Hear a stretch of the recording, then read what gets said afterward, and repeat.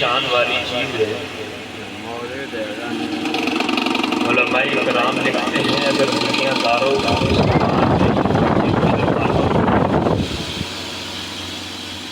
تو وہ یہ تمنا کریں گے کہ کاش کہ ہم سارا مال بھی لگا دیں اور یہ قرآن میں مل جائے تو ہمارے لیے یہ سودا مہنگا نہیں ہے۔ قرآن پاک کا حافظ بن جانا،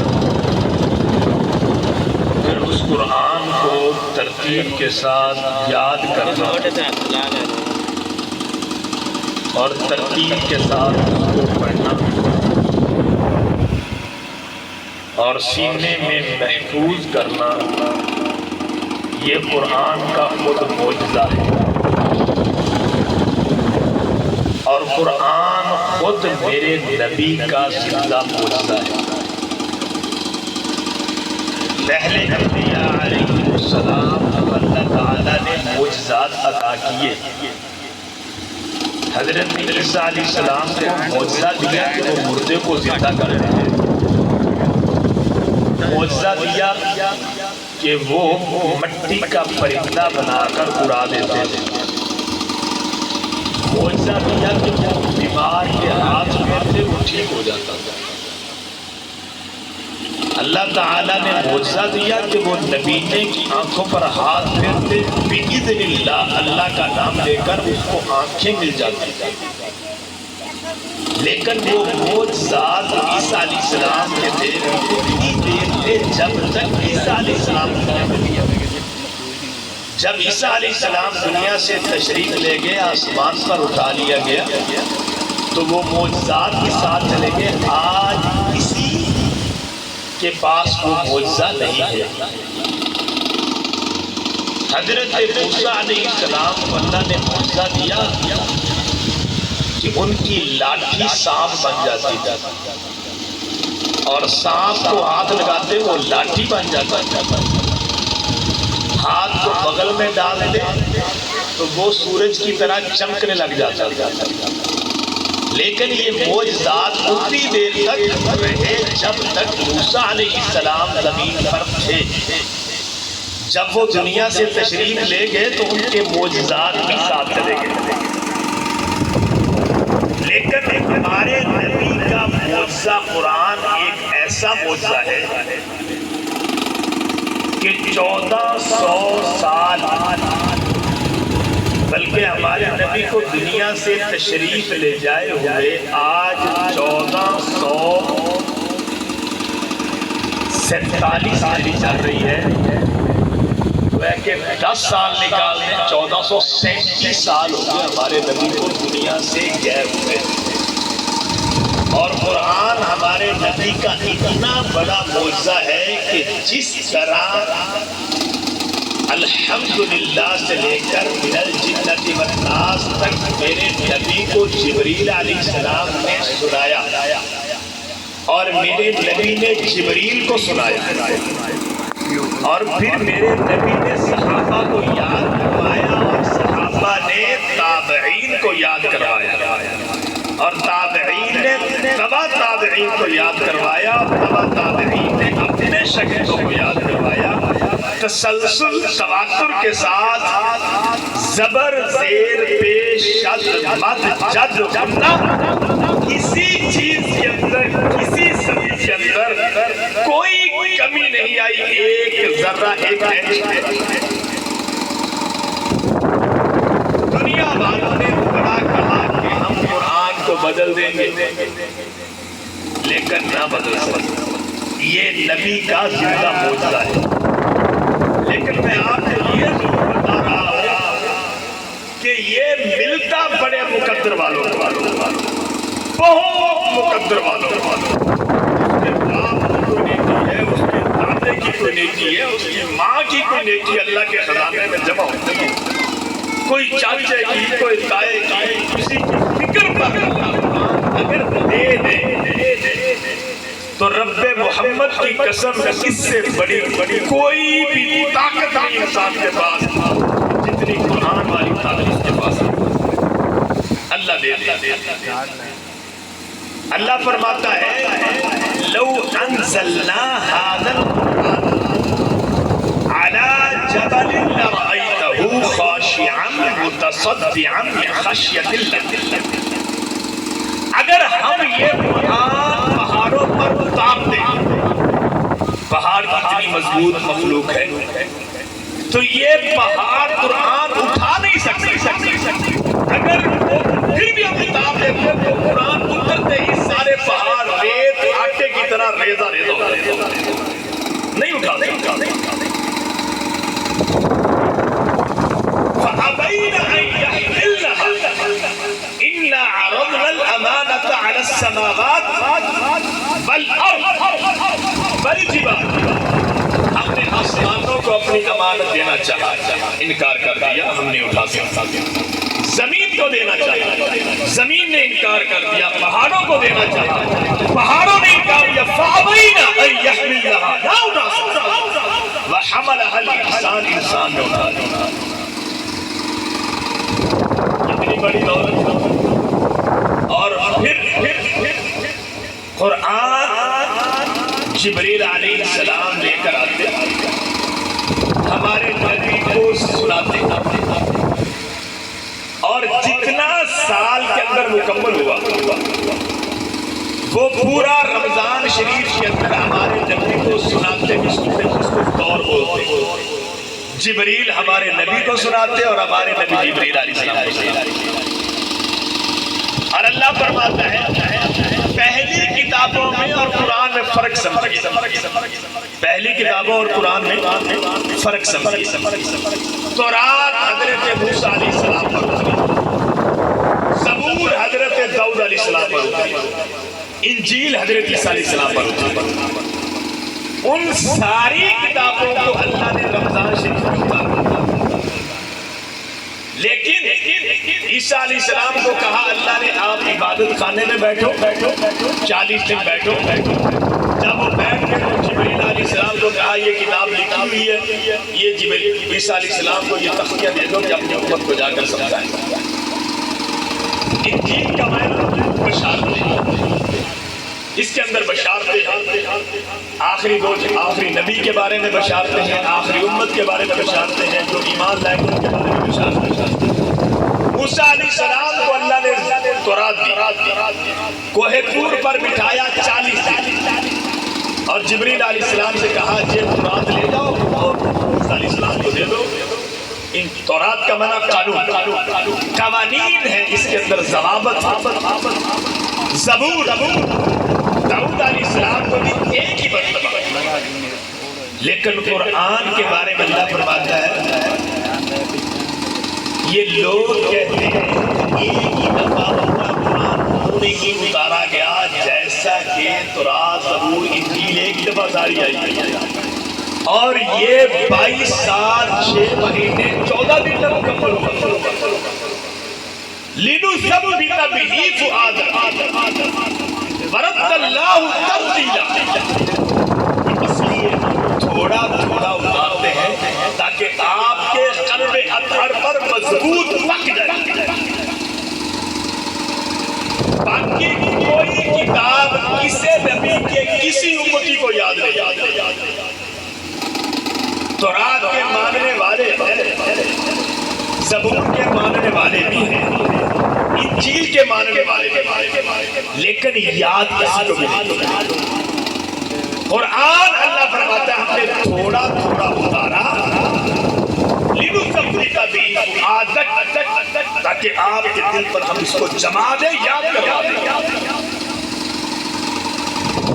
اور جب ہمارے نبی پر قرآن اتر رہا تو ہمارے نبی جو ہے جبریل علیہ السلام پڑھ رہے تھے تو ہمارے نبی ساتھ ساتھ پڑھنے لگے.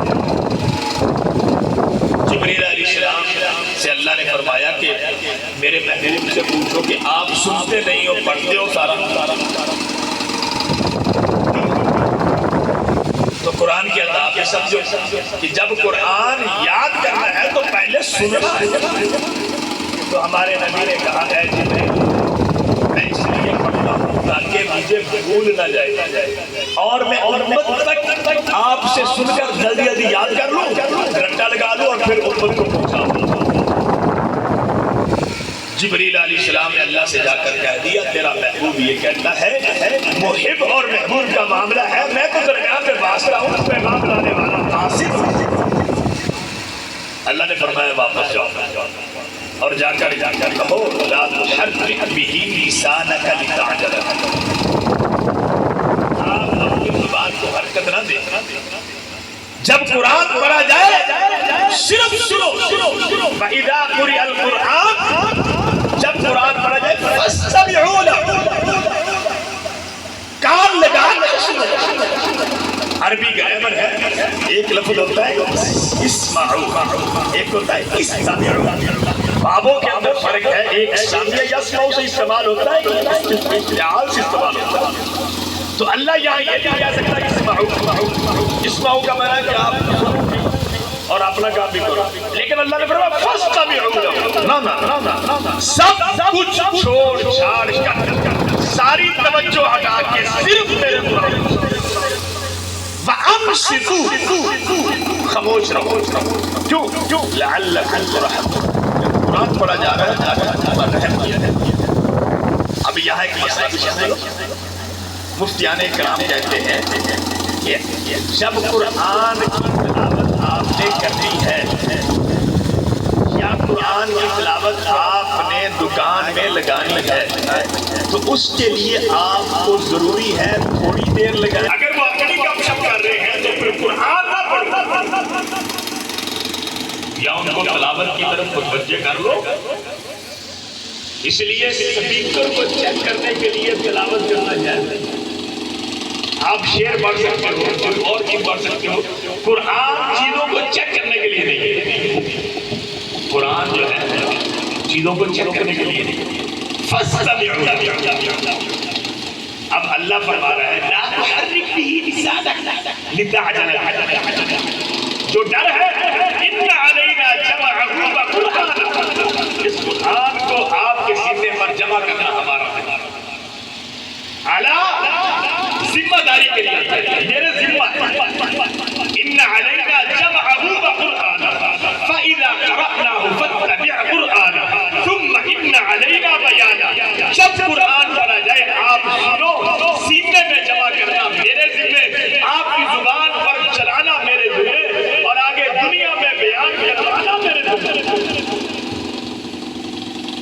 اس لیے قرآن اور ایسے نہیں آ گیا، یہ تو ہمارا نبی کا واسطہ ہے، رحمت للعالمین کی وجہ سے آج ہم سال دو سال میں حفظ کر لیتے ہیں۔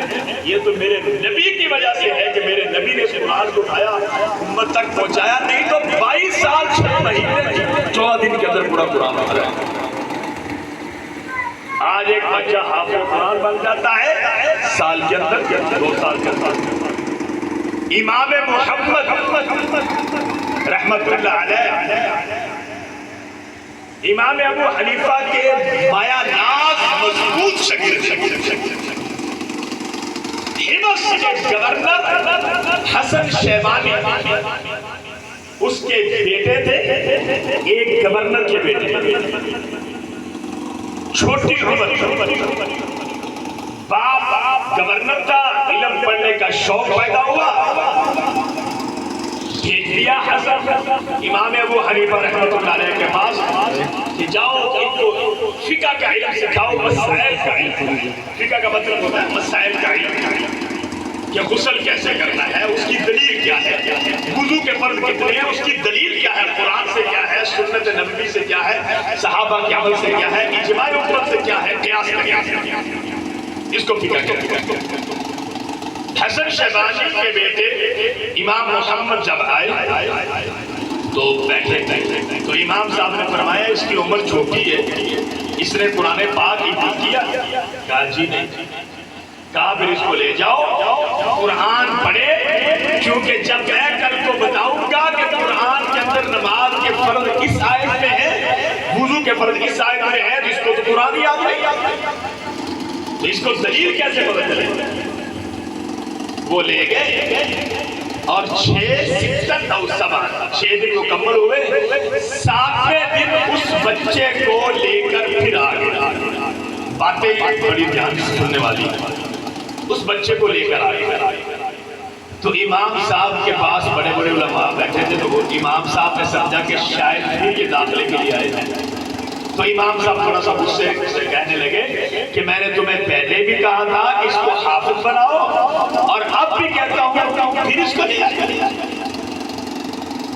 تو انہوں نے کہا جی یہ حافظ بن گیا، 7 دنوں کے اندر 7 منزلیں یاد کی۔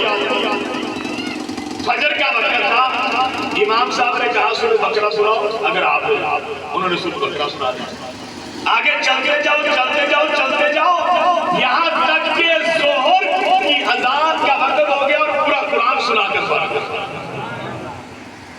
یہ معجزہ ہے میرا، اس کو دے دے وَلَقَدْ يَسَّرْنَا الْقُرْآنَ، ہم نے قرآن کو اللہ کہتا آسان کیا۔ فَهَلْ مِن مُدَّكِرٍ، کیا کوئی ہے یاد کرنے والا؟ دنیا کی کوئی کتاب بھی یاد نہیں رہتی، نہ یاد ہو سکتی۔ اللہ فرماتا اور اس امام محمد نے 6 کتابیں لکھی۔ ایک عیسائی نے ایک کتاب کا مطالعہ کیا، سیر کبیر، اور اس نے مطالعہ کر کے کہا کہ مجھے کسی محمدی کے پاس لے چلو، مجھے کلمہ پڑھاؤ۔ جب اس کو کہا کہ کیوں کلمہ پڑھتا ہے تو اس نے کہا یہ جو میں نے کتاب پڑھی ہے یہ اسی محمد کی ہے جو مکہ میں نبی بن کر آیا تھا۔ تو بتایا گیا کہ نہیں، یہ اس کے شاگردوں کے شاگردوں کے شاگردوں کا شاگرد ہے۔ تو اس عیسائی نے کہا کہ اس کتاب کے اندر اتنا نچوڑ ہے، اتنی تاثیر ہے، چھوٹے محمد کا یہ عالم ہے تو بڑا محمد تو بنائیے۔ قرآن وَلَقَدْ يَسَّرْنَا الْقُرْآنَ لِلذِّكْرِ فَهَلْ مِن مُدَّكِرٍ۔ مولانا حسین احمد مدنی نمبر اللہ مرتبہ، بہت بڑے شیخ الاسلام، 14 سال مسجد نبوی میں رسول اللہ صلی اللہ علیہ وسلم کے محراب کے پاس بیٹھ کر عربوں کو حدیث پڑھانے والا حسین۔ جب انگریز کے خلاف تحریک چلی ریشمی رومال، تو اس کے اندر مولانا شیخ الحسن الحسن کو پکڑا گیا۔ سعودی حکومت اس وقت سلطنت عثمانیہ تھی، تو ان کے ساتھ مل کر ان کو مکہ سے مدینہ سے گرفتار کیا گیا۔ تو حسین احمد مدنی بھی ان کے شاگرد تھے، تو چونکہ وہ اس تحریک کے اندر اپنے استاد کے ساتھ تھے تو ان کو بھی پکڑا گیا۔ قرآن کیا بولتا، جب مالٹا جیل کے اندر لایا گیا تو شیخ الہند محمود الحسن رحمۃ اللہ علیہ نے کہا کہ اے حسین احمد، میں بھی حافظ نہیں ہوں، آپ بھی حافظ نہیں ہوں، ہم دونوں عالم ہیں، یہ مفتی ہے، قرآن تو ہم نے نازلہ پڑھا ہے۔ تو میں نے آج تک رمضان مبارک کے اندر یہ سنت ترک نہیں کی جو صحابہ سے متواتر سے چلتی آ رہی ہے کہ میں ہر سال قرآن پاک سنتا ہوں، اور میں اتنا پریشان ہوں کہ یہ سال میرا جیل میں ہے اور مجھے قرآن، میں کس کا قرآن سنوں گا؟ مجھے تو قرآن کا حافظ چاہیے، اور یہ مالٹا ہے، یہاں تو دور دور بھی مسلمان نظر نہیں آتے۔ تو مولانا شیخ الاسلام مولانا حسین احمد مدنی فرماتے ہیں، میں ایک دن سوچتا رہا، دوسرے دن سوچتا رہا، تیسرے دن سوچتا رہا، میں ابھی جوان تھا، استاد بوڑھے تھے، تو میں نے استاد کی خدمت بھی شروع کی۔ رات کو میں پانی بہت ٹھنڈا تھا مالٹا جیل کے اندر، تو انہوں نے تہجد پڑھنی ہوتی تھی، میں رات کو اس لوٹے کے اندر پانی ڈالتا اور اپنی اوپر رکھ لیتا، ٹھنڈے کو تھوڑا سا ختم کر کے وضو کرواتا اور صبح نماز پڑھ کے بیٹھ جاتا۔ صبح نماز پڑھ کے بیٹھتا، ظہر کی نماز تک پڑھتا، ظہر کے بعد بیٹھ جاتا، عصر تک پڑھتا، عصر سے بعد مغرب تک، عشاء کے وقت میں ایک پارہ یاد کرتا ہی بس۔ اس دن عید کا چاند نظر رہا، اس دن میں حافظ قرآن بھی بن گیا۔ 1 مہینے کے اندر میں نے قرآن یاد کیا اور قرآن یاد کر کے مصلی بھی سنا۔ وَلَقَدْ يَسَّرْنَا الْقُرْآنَ، آسان ہے۔ اللہ کہتا ہے لا تحرک بِهِ، نہ حرکت لگا، اِنَّا نَحْنُ نَزَّلْنَا الذِّکْرَ، ہم اتار رہے ہیں قرآن، وَإِنَّا لَهُ لَحَافِظُونَ، اور ہم اس کے محافظ نگہبان ہیں۔ اس لیے جب جبریل علیہ السلام تشریف لائے کر غار حرا کے اندر سلام کیا. پہلی بار اللہ کے نبی نے بھی جبریل کو علیہ السلام کو پہلی دفعہ دیکھا. تو امام بخاری رحمۃ اللہ اس روایت کو بیان کر رہے ہیں. فرماتے ہیں کہ جبریل علیہ السلام نے بڑے ادب کے ساتھ کہا یا محمد اقرا. 6 مہینے ہوئے میرے نبی کو خلوت کے اندر اللہ کی یاد میں ذکر میں تنہائی کے اندر اللہ اللہ اللہ اللہ. اب 6 مہینے گزر گئے تو جبریل علیہ السلام تشریف لائے اور آ کر کہا اقرا یا محمد. تو آپ نے فرمایا ما انا بقاری. اب یہ بھی بتا دو کہ جو اللہ کا نبی ہوتا ہے وہ دنیا کے اندر کسی کا شاگرد نہیں ہوتا. اس کا شاگرد وہ براہ راست اللہ کا شاگرد ہوتا ہے کیونکہ اس نے ساری دنیا کا استاد بننا ہوتا ہے. اور دنیا والے یہ نہ کہیں کہ یہ میرا شاگرد ہے. اس لیے ہمارے نبی کی ایک صفت امی. اس کا معنی کیا ہوگا؟ کسی کا محتاج نہیں علم کے اندر، صرف اللہ نے دیا ہے. اس میں کوئی نہیں دعویٰ کر سکتا کہ میں نے سکھایا، کوئی نہیں دعویٰ کر سکتا کہ میں نے پڑھنا سکھایا. آپ نے فرمایا ما انا بقاری یا جبریل میں نہیں پڑھ سکتا. اقرا. جبریل علیہ السلام نے سینے سے لگایا اور دبایا اور چھوڑا. اقرا. تو کہا ما انا بقاری، میں نہیں پڑھی. پھر سینے سے لگایا دبایا. 3 دفعہ یہ واقعہ ہوا. 4تھی دفعہ کہا اقرا بسم ربک الذی خلق. پڑھ اپنے رب کے نام سے جس نے پیدا کیا. اقرا وربک الاکرم. پڑھو اپنے رب کے نام سے جو بڑا کرم والا ہے. الذی علم بالقلم. وہ رب ہے جس نے قلم کو لکھنا سکھایا. علم الانسان ما لم يعلم.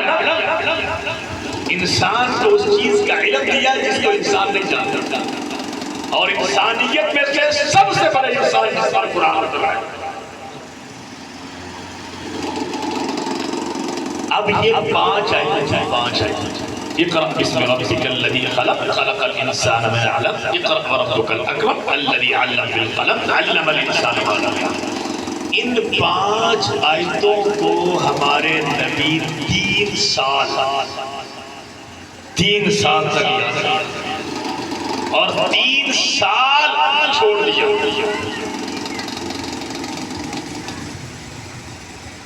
اب یہ تعارف تھا.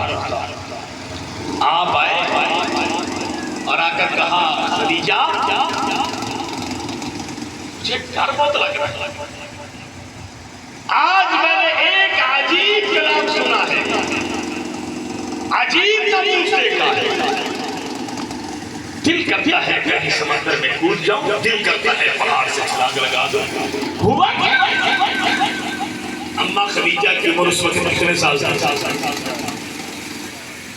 15 سال. گویا کہ 55 سال. بہت سمجھدار، بہت نیک، بہت عقل مند خاتون تھی پورے مکے کے اندر. اتنی سمجھدار، نبوت کا سہارا خدیجہ. آپ کی ساری گفتگو سننے کے بعد ورقہ بن نوفل مکہ کے اندر ایک بہت بڑا بزرگ تھا جس نے کبھی شرک نہیں کیا. کبھی پہلی کتابوں کا علم رکھتا تھا، لوگوں کو شرک سے روکتا تھا. اسی میں بوڑھا ہو گیا. خدیجہ رضی اللہ تعالی عنہ نے اللہ کے نبی کا ہاتھ پکڑا اور ورقہ بن نوفل کے پاس لے گئی اور ورقہ بن نوفل سے کہا اپنے بھتیجے کی بات سنا. جب اللہ کے نبی نے پوری بات سنائی تو ورقہ بن نوفل کی آنسو نکلنے لگے. تو کہا اگر یہ کلام تو اپنی قوم کو سنائے گا تو تیری قوم کو تجھے پتھر مارے گی، تیرے دشمن ہو جائیں گے، تجھے گھر سے نکال دیں گے. آپ نے فرمایا ورقہ وہ تیری بہت عزت کرتے ہیں. وجہ کیا ہے؟ کیونکہ ورقہ کہہ رہا تھا اس کے اندر اللہ کی توحید ہے اور تیرا مکہ سارا شرک میں مبتلا ہے. اور جب شرک کے مقابلہ میں تو کہے گا یا ایھا الناس قولوا لا الہ الا اللہ تفلحون، تو پہلا نقل تیرے اپنے گھر سے آئے گا. اس بچے نے مارا ہے جس نے تیری پیدائش پر تقسیم کی اونٹ بانٹے اور باقیوں کو عذاب کر دیا. وہی ابو لہب ہے جو کہتا ہے کہ شرک سے ہٹاتا ہے اور توحید کا کلمہ بولتا ہے. اتنا آسان 3 سال کے بعد جبریل علیہ السلام نے آواز دی. آپ جا رہے تھے مکہ کی گلی میں، ایک آواز دی یا ایھا المدثر قم فانذر وربك فكبر وثيابك فطهر والرجز فاهجر ولا تمنن تستكثر ولربك فاصبر. اے چادر لے کر اوڑھ کر چلنے والے، اے رضائی کے اندر لپٹنے والے، کھڑا ہو جا.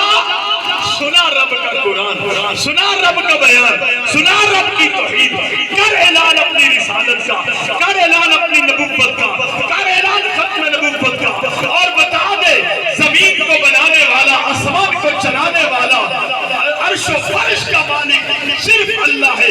مشکل کشا، داتا، حاجت روا، دینے والا صرف اللہ ہے. کسی کا محتاج نہیں، کسی سے مانگتا نہیں. قم فانذر وربک فکبر، نعرہ تکبیر بلند کرتا جا، اللہ اکبر کہتا جا. اور میرا محبوب جبریل کی یہ بات سن کر گھر آئے اور آ کر کہتے خدیجہ آج محمد مصطفیٰ کا بستر لپیٹ دو، آج آرام کے دن ختم ہو.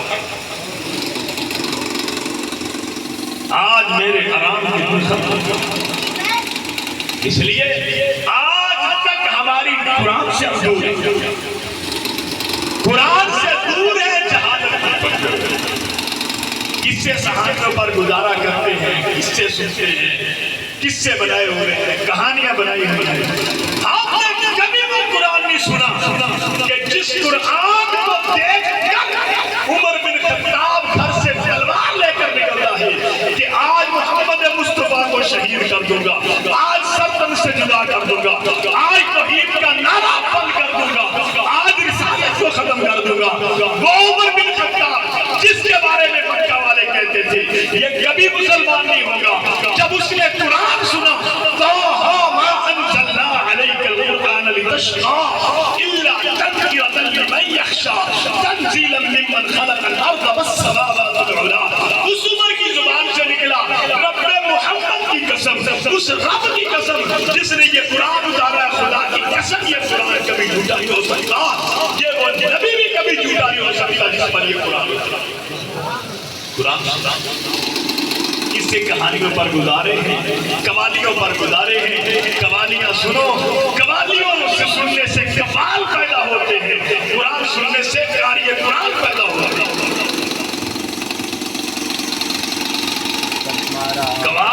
قوالیاں سنو گے تو کمال بنو گے، قرآن سنو گے تو قرآن کے قاری بنو گے. اس طرح تو نہیں، قرآن سے دوری ہے. اللہ فرماتا ہے وَرَتِّلِ الْقُرْآنَ تَرْتِيلًا. ہر مسلمان کے ذمہ فرض عین ہے اپنا اتنا قرآن یاد کرنا سیکھنا کہ جس سے اس کی فرض نماز ادا ہو سکتا. ہمیں سورۃ فاتحہ بھی ٹھیک نہیں آتی، سورۃ فاتحہ بھی نہیں آتی. وہاں ہمارے قتل کیا کریں گے؟ مجھے تو سورۃ فاتحہ نہ آتی ہو، قل شریف میں مجھے ٹھیک نہیں آتی، قل هو اللہ احد یہ کیسے پڑھتے ہیں؟ ہم مسلمان ہیں، سارے مسائل کا حل امام الانبیاء حضرت محمد مصطفیٰ صلی اللہ علیہ وسلم نے آخری خطبے کے اندر فرمایا لوگوں 2 چیزیں چھوڑ کر جا رہا ہوں، میری امت اگر ان کو پکڑ لے گی، ایک میری جماعت ہے، میری سنت ہے، میرے صحابہ ہے، اور ایک میرا قرآن ہے. اس قرآن کو جو سینے سے لگائے گا کبھی گمراہ نہیں ہو سکتا. مسائل آپ حل کرتے पैसे पर यकीन है, कुरान पर यकीन है। कौन सा आपका दुनिया का मसला है जिसका हल मेरे मदनी करीम ने कुरान में नहीं बताया? आपको निगहबान की जरूरत है, फरमाए आयत कुर्सी पढ़ो। दरबान गनमैन की जरूरत है, आयत कुर्सी तुम्हारा गनमैन हिफाजत वाला। आपके घर में जादू टोने का असर है, अल्लाह के नबी ने फरमाया सूरत बकरा पढ़ो।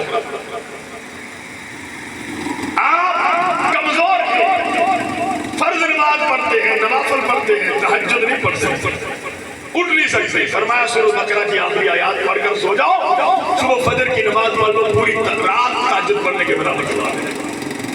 पक्की हदीस है। कौन सा मसला आपका दुनिया का जो कुरान से आपके घर में रिज़्क़ खत्म हो गया, गुर्बत छा गई, अल्लाह के नबी ने फरमाया लोगों खुद सूरत वाक़िया पढ़ो, खुद अपनी बीवियों को, अपनी बच्चियों को सूरत वाक़िया पर लगा दो, घर से रिज़्क़ के फाके खत्म हो जाएंगे, रिज़्क़ माफ हो जाएगा। मदनी करीम के पास एक साहब आया, या रसूल अल्लाह घर में कैसा? आपने फरमाया जब घर में दाखिल हो बिस्मिल्लाह वस्सलातु वस्सलामु अला रसूलिल्लाह कुल हुवल्लाहु अहद अल्लाहु समद लम यलिद वलम यूलद वलम यकुल लहु कुफुवन अहद, ये सूरत पढ़कर दाखिल हुआ करो, फिर इसका नज़ारा देखो। चंद दिन गुजरे, सहाबी कहते इतना माल आया कि मैं अपनी सारी जिंदगी कमाता दुनिया से, अल्लाह ने फरमाया कि कौन सा मसला है जो कुरान से हासिल होता? हर मसला दुनिया का, कब्र का, महशर का, तो कुरान के करीब यहां तक के लोग समझते हैं, सहाबा कहा करते थे अगर हम सारी जिंदगी कमाते तो हमारे पास इतना माल नहीं आ सकता था जितना अल्लाह ने हमें कुरान की बरकत से दिया है। ऐसे मरने के बाद पहली मंजिल आपकी कब्र है, फरमाया सूरत मुल्क पढ़ो, आपकी कब्र वाला अजाब खत्म करना ये अल्लाह की जिम्मेदारी। बड़े कुरान पढ़ाई, पढ़ने पढ़ाने वाले को बेवकूफ समझो। और एक रूटीन ये है, एक बच्चा पढ़ा लो वो भी ठीक है, लेकिन नादरा तो सबको पढ़ना चाहिए, एक पाओ आधा पारा तो हिफ्ज़ सबको करना चाहिए। महशर के मैदान में फरमाया एक हाफिज़ कुरान जिसने कुरान को हिफ्ज़ किया, उसके वालिदैन के सर के ऊपर ताज रखा जाएगा, एक वालिद के सर पर, एक वालिदा साहिबा के सर पर। इतनी इज्जत दी जाएगी, इतनी इज्जत दी जाएगी कि बड़े बड़े शहनशाह और बादशाह कहेंगे कौन लोग हैं? नबी है, जवाब मिलेगा नहीं। सिद्दीकीन है, जवाब मिलेगा नहीं। सालिहीन है, जवाब मिलेगा नहीं। शुहदा है, जवाब मिलेगा नहीं। कौन है जिनके सर पर यह ताज रखा जा रहा है? कहा ये हाफिज़ कुरान के वालिदैन हैं। फज़ल हो, इसलिए मोहतरम कुरान के करीब आओ, कुरान को सीखो, अपने बच्चों को पढ़ाओ, खुद पढ़ो, खुद रोजाना कुरान की तिलावत करो। जिस तरह तुम रोटी के बगैर मर सकते हो, इस तरह तुम्हारी रूह कुरान के बगैर मुर्दा हो जाएगी। रूह की ग़िज़ा कुरान है और जिस्म की ग़िज़ा रोटी है। अगर आप जिस्म को ग़िज़ा देते रहे और रूह को ग़िज़ा न दी तो एक चीज जिंदा रहेगी, एक मर जाएगी। नहीं तो उस बापे की तरह ही कर लो कि चंद आयतें तो चलो सूरतें याद कर लो नमाज के लिए, बाकी उस बुजुर्ग की तरह ही कर लो कि जो सुबह सुबह कुरान को बोलता था और 10-15 सफ़े पर हाथ फेरता है कि उंगली पर और कहता था या अल्लाह मैं हाफिज तो नहीं बन सका, बुढ़ा हो गया हूँ, और मैं ये जरूर कहता हूँ कि जो तूने कुरान में कहा ये सारा सच है, बाकी सब गलत। اللہ نے اس کو مرنے کے بعد اتنی بڑی جنت دی کہ بڑے بڑے بزرگوں نے خواب میں دیکھا اور اماں سے پوچھا یہ کیا کرتا تھا تیرا بندہ؟ یہ تو ایک لوہار کا کیا کرتا تھا؟ کہا پتہ مجھے بھی نہیں ہے، ہمارے گھر میں ایک کتاب ہے، یہ اس کو کھولتا تھا اور یہ بس اس کو دیکھ کر کہتا تھا کہ یہ حق ہے، سچ ہے، حق ہے، سچ ہے۔ کہا پھر حق اور سچ نے اس کو سنبھال لیا ہے اور وہاں پہنچا دیا ہے۔ اس لیے شریعت کا حکم ہے کہ باپ مرے تو جنازہ کون پڑھائے گا؟ بیٹا۔ سب سے افضل جنازہ کس کا ہے؟ بیٹے کا۔ بیٹا مرے جنازہ کون پڑھائے گا؟ باپ۔ اگر بیٹے کو آتا ہی نہیں ہوگا تو وہ کیسے پڑھائے گا؟ پھر تو میں تو پڑھائیں گے، سکھایا نہیں۔ اس لیے فرمایا قبر پر کھڑے ہو جاؤ، سر کی طرف کھڑے ہو جاؤ، سورۃ بقرہ کی شروع والی آیات پڑھو، پاؤں کی طرف کھڑے ہو جاؤ، سورۃ بقرہ کی آخری آیت پڑھو، اور قبر پر کھڑے ہو کر مردے کے لیے دعا کرو، اے اللہ یہ تیرا بندہ ہے، ہم نے اس کا جنازہ بھی پڑھا ہے، تیرا قرآن بھی پڑھا ہے، اب منکر نکیروں نے آنا ہے، سوال کرنے ہیں، یہ بیچارہ کمزور بھی ہو سکتا ہے، تو ستار ہے، معاف کرنے والا ہے، اس کو منکر نکیر کے سوالوں کا جواب دینے کی توفیق عطا فرما اور اس کو ایمان پر ثابت قدمی عطا فرما۔ قرآن کی اتنی برکت ہے کہ اللہ اس کو یہ استطاعت عطا فرما۔ لیکن یہ ہے اسی طرح، جس طرح روٹی کھاتے ہو اس طرح قرآن کی تلاوت۔ اس لیے اما عائشہ فرماتی ہے ہمارے نبی کبھی بھی نہیں سوئے جب تک 3 سورتیں رات کو نہیں پڑھ لیں، سورہ سجدہ، سورہ واقعہ اور سورہ ملک۔ 2 جہاں کا سردار جس کے ہاتھ میں جنت کی چابی اور جس کے لیے زمین بنائی، وہ اتنی بندی کرتے ہمیں کتنی ضرورت ہے۔ اس لیے محترم یہ کبھی بھی آپ نے ذہن میں نہیں رکھنا کہ میں اب بوڑھا ہو گیا ہوں، میں نہیں پڑھ سکتا، میں نہیں سیکھ سکتا، میں نہیں سن سکتا۔ بہترین طریقہ جو ہے آپ وقت نکالیں، فرقہ چھوڑ دیں، کسی فرقے کے اندر نہیں، میں آپ کو سیدھی سیدھی دعوت دے رہا ہوں۔ جس طرح آپ کے ذمہ اپنے گھر والوں کی ذمہ داری ہے، اسی طرح آپ کے ذمہ آپ کی اپنی ذمہ داری بھی ہے۔ یا ایھا الذین آمنوا قوا انفسکم، اے ایمان والو اپنے آپ کو جہنم کی آگ سے بچاؤ، واہلیکم اپنے گھر والوں کو جہنم کی آگ سے بچاؤ۔ اپنی ذمہ داری ہے، جماعت میں نکلو، اللہ کے راستے میں وقت لگاؤ، قرآن سیکھ کر آؤ، نماز سیکھ کر آؤ، اور کسوٹی کے اندر ہو کر آؤ اور مشق کر کے آؤ کہ کیا میں جہاں جا رہا ہوں ٹھیک بھی ہوں یا اپنے خیالات میں خوش ہوں، نہیں تو سانس نکل جائیں گے، پتہ بھی نہیں ہوگا کہ کلمہ بھی ٹھیک ہے، لا الہ الا اللہ محمد رسول اللہ۔ بڑے مسائل ہیں، لوگوں کو غسل کا پتہ نہیں ہے، اور آپ ہر سال 2-3 میلاد کر کے خوش ہو جاتے ہیں کہ بس ہمارے سارے گناہ معاف ہو گئے۔ غسل کا بھی پتہ نہیں، کلمہ بھی ٹھیک نہیں ہے، نماز بھی ٹھیک نہیں ہے، جنازہ آتا نہیں ہے، اور جنازے میں حضرت صاحب کھڑے ہیں مردے کو بخشانے کے لیے، اور خود کو جنازے کا پتہ نہیں کہ پڑھنا کیا ہے اور طریقہ کیا ہے۔ بخشوانا ہے مردے کو اور خود کو جنازہ آتا نہیں۔ کیسے بخشاؤ؟ خود تو بخشے جاؤ۔ اس لیے یہ سیدھی سیدھی باتیں ہیں، سادہ باتیں ہیں، اور میں آپ کو اپنے دل سے یہ باتیں کر رہا ہوں، درد سنا رہا ہوں۔ تو بڑی مبارک ہے، بہت مبارک ہو بھائی محمد سلیم کو، ایک غریب آدمی ہے، دیہڑی دار آدمی، اللہ نے اس کے بچے کو حافظ قرآن بنایا ہے۔ یہ اللہ کی نعمت ہے، اللہ کا احسان ہے، اللہ کا فضل ہے۔ غریب کو دے دے، مالدار کو دے دے، جس کے گھر میں بھی دے دے۔ حضرت عمر رضی اللہ عنہ کے بارے میں آتا ہے جب وہ سورہ بقرہ کو انہوں نے حفظ کیا تو مدینے والوں کی دعوت کی اور اونٹ پکایا اور لوگوں سے کہا کہ آج میں ایک سورت کا حافظ بن گیا، اتنی خوشی ہے مجھے کہ مجھے ساری دنیا کے خزانے بھی مل جائیں جو مجھے کوئی مقابلہ نہیں کر سکتا۔ اس طرح شوق تھا صحابہ کو اور صحابہ کی اولادوں کو قرآن پاک پڑھنے کا اور پڑھانے کا. ہمیں بھی اللہ یہ شوق نصیب فرمائے. ہمارے گاؤں کے اندر بھی جگہ جگہ مدرسے ہیں. آپ بھی اپنے بچوں کو حافظ قرآن بنائیں, بچوں کو ترغیب دیں. شادی سے پہلے بچوں کا وقت ہے, بچوں کا وقت ہے.